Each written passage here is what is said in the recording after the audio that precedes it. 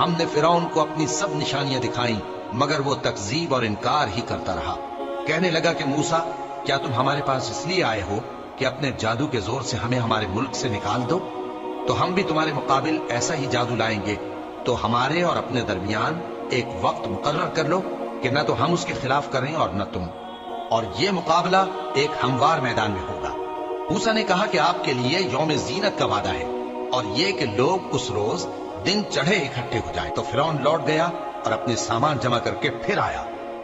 موسیٰ نے ان جادوگروں سے کہا کہ یہ تمہاری بربادی ہوگی، اللہ پر جھوٹ نہ باندھو، وہ تمہیں عذاب سے فنا کر دے گا، اور جس نے جھوٹ باندھا وہ نامراد رہا۔ تو وہ باہم اپنے معاملے میں جھگڑنے اور چپ کے سرگوشی کرنے لگے۔ کہنے لگے یہ دونوں جادوگر ہیں، چاہتے ہیں کہ اپنے جادو کے زور سے تم کو تمہارے ملک سے نکال دیں اور تمہارے بہترین مذہب کو نابود کر دیں۔ تو تم جادو کا سامان اکٹھا کر لو اور پھر قطار باندھ کر آؤ۔ آج جو غالب رہا وہی کامیاب ہوا۔ جادوگر بولے کہ موسیٰ، یا تو تم اپنی چیز ڈالو یا ہم اپنی چیزیں پہلے ڈالتے ہیں۔ موسیٰ نے کہا بلکہ تم ہی پہلے ڈالو۔ جب انہوں نے چیزیں ڈالی تو یکا یک ان کی رسیاں اور لاٹھیاں موسیٰ کے خیال میں ایسی آنے لگی کہ وہ میدان میں ادھر ادھر دوڑ رہی ہے۔ اس وقت موسیٰ نے اپنے دل میں خوف محسوس کیا۔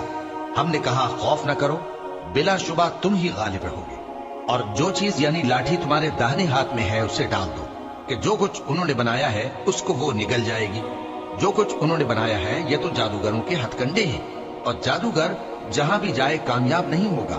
اس پر جادوگر سجدے میں گر پڑے، کہنے لگے کہ ہم موسیٰ اور ہارون کے پروردگار پر ایمان لائے۔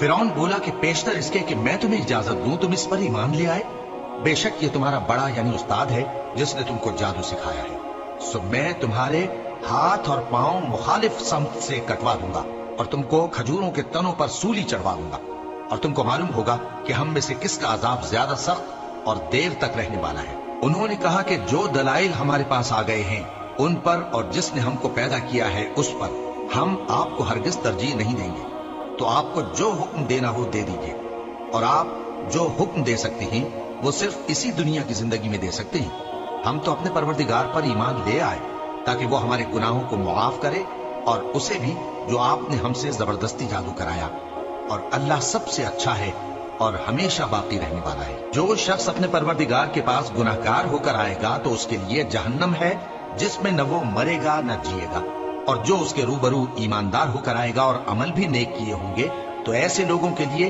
اونچے اونچے درجے ہیں، یعنی ہمیشہ رہنے کے باغ جن کے نیچے نہریں بہ رہی ہیں، ہمیشہ ان میں رہیں گے، اور یہ اس شخص کا بدلہ ہے جو پاک ہوا۔